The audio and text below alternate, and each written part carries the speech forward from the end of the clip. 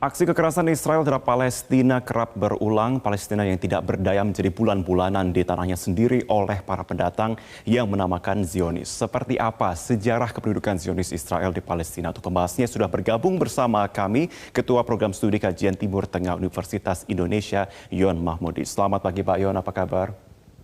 Selamat pagi Mas Martin, baik. Iya, Alhamdulillah. Pak Yon, ini menjadi pertanyaan kita bersama. Kita bersama-sama melihat betapa kekerasan yang terus terjadi, mengekskalasi juga tensi konflik yang terus ada. Kok kita bedah sesuai dengan sejarahnya sebenarnya. Bagaimana inti mula dari konflik ini terjadi hingga sampai, kok saya tidak salah, 100 tahun begitu terus berulang? Ya, sebenarnya kita bisa memulai dari sejarah Palestina. Sebelumnya Palestina itu kan merupakan satu provinsi ya di bawah Kesultanan Turki Utsmani. Nah, kemudian ada sebuah perjanjian saya kira yang menarik itu adalah pembagian wilayah ya mandat yang disebut dengan Sexty Code tahun 1916 antara Prancis dan Inggris yang membagi wilayah-wilayah di kawasan itu sehingga Palestina ya, masuk dalam wilayah yang dikuasai oleh Inggris tahun 1916. Kemudian 1917 itu ada yang disebut dengan deklarasi Balfour, deklarasi antara beberapa orang Yahudi dengan Inggris yang menyebutkan pada waktu itu ya sekretaris negara Inggris mengatakan bahwa Inggris akan memfasilitasi orang-orang Yahudi untuk mendirikan sebuah homeland dan itu tempatnya adalah di Yerusalem. Nah, itu adalah merupakan bagian dari gerakan Zionisme yang didirikan oleh Theodor Herzl yang menginginkan sebuah tempat yang aman bagi mereka karena kita ketahui dalam sejarahnya orang-orang Yahudi itu kan dipersekusi di mana-mana, maka mereka menginginkan terutama di Eropa ya suatu tempat yang aman dan tempat yang aman itu adalah yang ada di Palestina itu yang pada akhirnya kemudian menjadi wilayah bagi orang-orang Yahudi dan 1918 Kesultanan Turki Utsmani kalah dalam Perang Dunia Pertama, maka sejak itu wilayah itu dikuasai oleh Inggris. Oke Pak Yon, kita punya grafis dan punya petanya, kita akan lihat bagaimana perbandingannya ya. Saya akan pertama tujuan juga kepada pemirsa pada waktu awal peta, begitu kurang lebih pada tahun 1920-an, kita coba tampilkan untuk saat ini. Pak Yon, mungkin Anda juga bisa menyaksikan melalui layar Anda juga. Ini pada waktu tahun 1920 sampai dengan tahun berapa ini Pak berarti? Ya, sampai sebelum tahun 1948 ya, ketika wilayah masih banyak ya. Murni. Ya. Oke, selanjutnya kita akan menuju ke grafis selanjutnya ketika kita katakan sudah mulai divided atau memang mulai adanya beberapa akar-akar konflik hingga akhirnya ini kok saya lihat kurang lebih hampir setengahnya. Apa yang sebenarnya terjadi di sini Pak? Pada tahun berapa dan ada kejadian apa di sini? Ya, pada tahun 1948 itu kan Israel berhasil mendeklarasikan kemerdekaan ya. Dan sebelum era itu gelombang besar-besaran kan sudah masuk ya ke Palestina, migrasi orang Yahudi yang terdiaspora di mana-mana karena difasilitasi oleh pemerintah Inggris. Nah, ketika proses deklarasi kemerdekaan yang nantinya disebut dengan peristiwa besar Nakba itu, hampir sekitar 700.000 orang-orang Palestina yang tinggal terutama di Yerusalem itu terusir ya karena ada semacam huru-hara yang luar biasa. Dikabarkan bahwa mereka baik secara paksa diusir atau mereka karena ketakutan karena disiarkan di mana-mana bahwa wilayah itu akan terjadi huru-hara sehingga orang-orang Palestina 700.000 itu keluar dari wilayah itu dan akhirnya wilayah itu dikuasai oleh Israel yang mendeklarasikan kemerdekaan. Oke, teritori. Selanjutnya kita lihat untuk peta selanjutnya perkembangan tahunnya pun juga kalau kita lihat di sini Pak Yon ini semakin mengecil lagi untuk wilayah Palestina. Kalau sebelumnya tadi ada 700.000 orang begitu yang terusir begitu ya. Apa yang sebenarnya terjadi ketika akhirnya ini menjadi bahkan ke tanah Palestina ini hanya 1/3 atau bahkan 1/4 dari total wilayah sebelumnya begitu? Ya, tahun 67 itu ada perang 6 hari ya sebenarnya antara Mesir dengan Israel.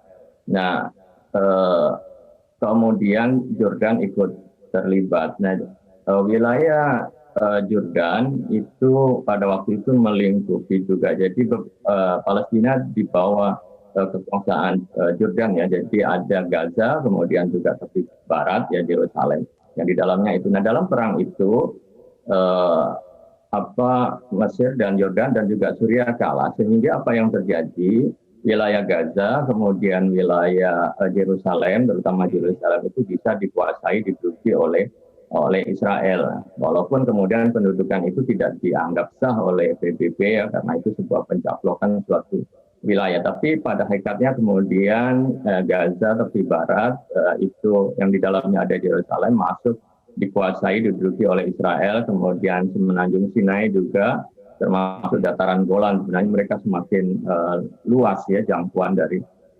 wilayah pendudukan Israel. Oke. Kemudian kalau saya perlihatkan kembali ada peta terakhir begitu ya teman-teman, bisa perlihatkan untuk grafis yang terakhir. Ini melihat bahwa semakin mengecil lagi, bahkan ini tersentralisasinya sudah terpecah-pecah untuk wilayah Palestina. Kalau kita lihat bersama Pak Yon juga selama 25 tahun terakhir ini perundingan perdamaian ini sebenarnya sudah diberikan, terus secara alot dilakukan, tetapi belum bisa membuahkan hasil. Kenapa? Begitu kemudian akhirnya bisa menyebabkan wilayah ini semakin terdorong, semakin mengecil.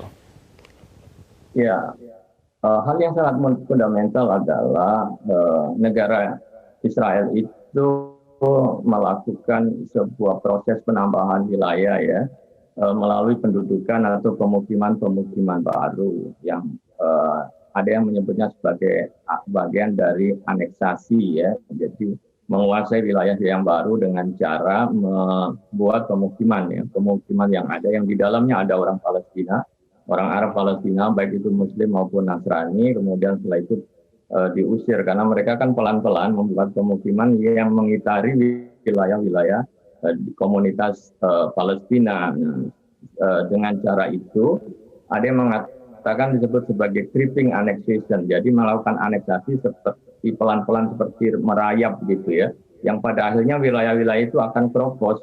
Nah, dilihat dalam peta itu kan tidak kemudian solid wilayah itu, betul. Tetapi kemudian ada beberapa lubang-lubang. Nah, lubang-lubang itu yang disebut dengan komunitas Yahudi yang memang ingin tinggal secara eksklusif di wilayah Palestina yang sudah diduduki oleh Israel, tetapi tidak diakui oleh dunia internasional. Mereka hidup tidak dengan aturan otoritas Palestina, tetapi dengan aturan otoritas dari Israel, sehingga wilayah-wilayah itu akhirnya akan banyak lubang-lubangnya dan puncaknya kan aneksasi pada 2 tahun lalu ketika disampaikan oleh Netanyahu yang menginginkan tepi barat 30% itu secara formal itu kan untuk legalitas mereka agar wilayah-wilayah itu semuanya bisa mereka aneksasi ambil.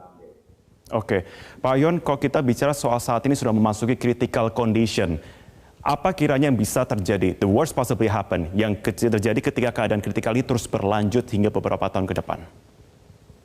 Ya, hal yang dilakukan saya kira adalah stop pemukiman baru, stop pemukiman yang ilegal ya, karena itu yang akan menjadi pemicu ya terhadap adanya konflik. Orang Palestina merasa terancam hidupnya, tinggal di suatu tempat, tetapi tiba-tiba rumahnya ditempelin oleh pendatang ya, bahwa mereka harus pergi atau dipaksa dengan kompensasi tertentu. Nah, hak untuk tinggal di Yerusalem terutama atau wilayah-wilayah lain seperti tepi barat ya, karena itu kan wilayah pendudukan yang ada tentara Israel di dalamnya, tetapi kan Gaza itu kan tidak ada tentara Israel karena sudah ditarik. Nah, ini yang saya kira sangat mengkhawatirkan. Lama-lama kemudian wilayah ini akan habis dan konflik terus-menerus akan terjadi. Jadi hal yang perlu dilakukan adalah komitmen untuk menyetop adanya perluasan wilayah baru, bahwa itu ilegal dan itu harus diimpos, harus ditegakkan. Kalau perlu kemudian ada observer yang mengawasi ini, karena ini adalah bagian dari konflik. Kemudian tahapan yang paling utama yang kedua adalah kemudian memetakan sebuah peta damai dalam konstruksi two-state solution, karena ini yang akan memberikan sebuah jaminan kepada Palestina terhadap wilayahnya yang fix, yang tidak akan diubah-ubah. Saya kira seperti itu. Baik, terima kasih Pak Yon Mahmudi sudah bergabung bersama kami dalam Metro Pagi Prime Time dan menyampaikan poin-poinnya. Sudah kami catat bersama. Terima kasih Pak Yon sudah bergabung bersama kami. Selamat pagi.